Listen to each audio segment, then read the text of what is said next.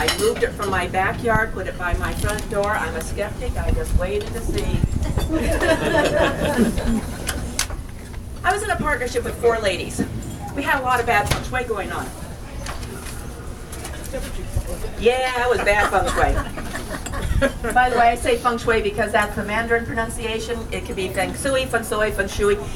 Different dialects, different ways of pronouncing it. You can't mispronounce it, really. So just say so. Anyway, we, the 4 of us, weren't getting clients. Technology again. We had just missed the yellow page ad. We had 11 more months that we had to wait before that ad showed up. None of us worked for department stores or furniture stores, so we weren't getting leads that way. And as far as networking was concerned, women could not belong to Rotary or Kiwanis back then. Really? I lived down in Los Gatos at the time. I went to the Los Gatos Chamber of Commerce and the San Jose Chamber of Commerce to network. The 4 of us, if we were really lucky, about every month we'd get 1 client. I moved that ceramic wind chime to my front door, and within 1 week I got 3 new clients. That was interesting. Coincidence? Feng shui. Who knows? Except that my partner went off. She found that same ceramic wind chime. She put it by her front door, and she got 4 clients in 1 week. Yes, we had a little competition going on. Now, if you are interested, taking your notes, you may want to get a brass wind chime and put it by your front door. On its way. Good. And for those of you who do live down in Los Gatos, Let's have a bidding war. I was thinking of auctioning this off. Maybe what I will do is the next time we will bring some of these and we will have them as raffle prizes. How does that? So we'll stimulate the raffling, okay? We'll do it that way. All right. So in the meantime, if you really, really need one of these, there's a place down in Los Gatos called the Los Gatos Bird Watcher, and Freddie, the facility, can sell one to you. Right. Brass wind chimes. Now, there's a lot of things about them that I could tell you, and I don't have nearly enough time. The reality is it does not have to be brass, but I do love the sound of that particular one, and it does have some symbolic meaning. Let's talk about what Feng Shui is. Feng Shui is a 4,000-year-old philosophy, art, science, used by the emperors or the high government officials of Asia so that they would have all the good coming to them and be protected from all the bad. And they were the only ones that knew about it. They were the only ones that had the money to pay the masters to make sure that they had all this, because they didn't want the common folk to know about it, because they didn't want the common folk to have the power. Now the reality is this is powerful. BMW, British Airways, Oracle, all of these companies use Feng Shui. Donald Trump. So why shouldn't you? Okay. They may not advertise it, but I can tell you they are using it because they don't want to offend someone from the Pacific Rim, and they also want to make sure that they have the advantage over their competitor. We're talking about energy. We want to make sure that we have something that feels good in and around our space. You've all walked into places that you go, no, and you walk out. Realtors many of them have a sixth sense about it. They walk into a home and they know that there's been either abuse or a divorce without even looking at the paperwork. They know about the energy. You do too. That's why sometimes you go someplace and other times you don't.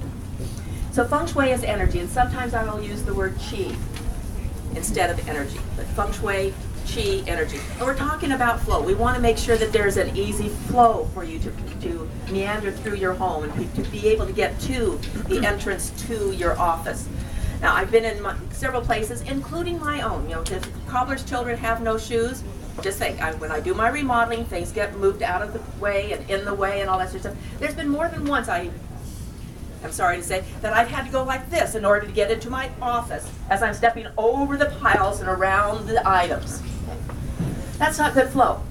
We want to be able to easily get into our offices. We want to be able to have an expansiveness.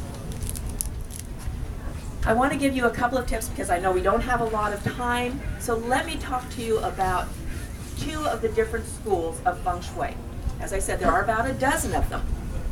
The very first school of Feng Shui is known as Landform School or Landscape School. Now, the main thing that you need to know from this is when they were originally building these buildings, they wanted to have a location where the building would be protected. The word Feng refers to wind, and the word Shui refers to water. You don't want to have your building at the top of a mountain because there's too much wind. And you don't want your building at the bottom of a mountain because of flooding and water, Shui. You want your building partway up a mountain and partway down. They call it the armchair. So luckily I have an armchair here. Okay. So we don't want to have the building at the top of the mountain, which would be the back of the chair. We don't want to be on the floor here. We want it to be in the seat of the armchair. Now what you have here is a natural way of having a sense of being protected. You have support behind you by the back of the chair. You have the arms on either side that are kind of protecting you. And then you have the ability to see what's in front of you. They call it the armchair position. They have 4 animals that they use to describe it. I'm just going to show you the animals and tell you what they are without going into a lot more detail. But they call the back of the armchair position the turtle backing. Think of the back, the hard back of a turtle. So you have protection and support behind you. The left arm of the armchair is the dragon. The dragon has to do with protection, a very active energy, yang energy. It has to do with vitality, health, and life. So having plants around you, that's symbolic of having the dragon energy. So house plants are plants outside. That's the left arm of the armchair. Stay. The right arm is the tiger, and that's a more feminine, nurturing energy, a yin energy. This is to protect yourself and maybe having something spiritual or religious around you that supports you on that level. And then the last of the 4 animals is the phoenix. Thank goodness for Harry Potter. They call it the red phoenix. I wish it were red, but it's the closest we can get. And this has to do with transformation and what is out front. What is out front of your house? What is out front? Thank you. What is the entrance to your home? What is the entrance to your building like?